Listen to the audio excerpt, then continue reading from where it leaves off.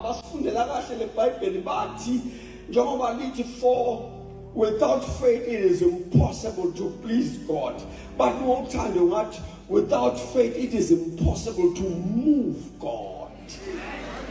But you cannot get God's attention unless you produce faith. Umukholo lungavelanga akakusebenzele phambi kwakho.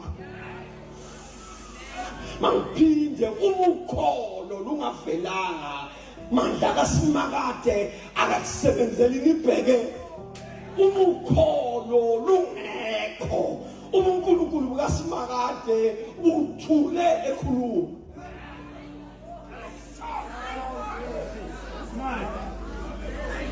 njani namsimaka kwafika ubaba okholwayo efika nengane yakhe wafika nayo yafuna ukufa phambi kwamsindisi leli Bible lo baba wayesethi kuJesu awu ngiyacela usisize bo sisize lengane indaba yenzima kakhulu uma kukhona uthonga lenza sicela usisize uJesu underline statement sababa esithi uma kukhona utho ongalenza if you can do anything elesisulisho kamnandi lithi wathi umunamandla siyamfela usizo wasethi uJesu no baba I thought ingane egulayo kodwa ngiyabona isagula sekugula wena baba because uma kanjani phambi kwa son of God uma kanjani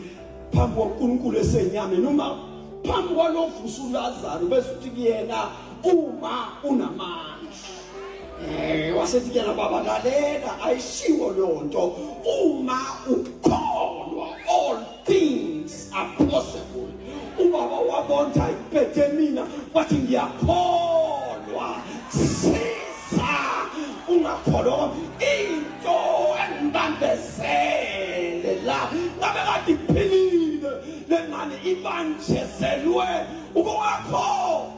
noma ngabe sitolo kudayisa umuntu angafani naye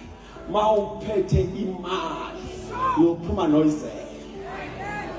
ngaphinda lokho noma ngabe sitolo kudayisa umuntu engakhulumisani naye kodwa mawuphethe imali uyophuma nalozoyilanda because imali ikhuluma idlula ingxabano yini ikhuluma idlula ubuso beni ikhuluma idlula ungafunani kwami umama ekholiwe isikhathi asivuki basho ukuthi ukholiwe ubuzwe kuyamphika basho ukuthi ukholiwe uJesu yamdudula akududuleki ngoba ngizwe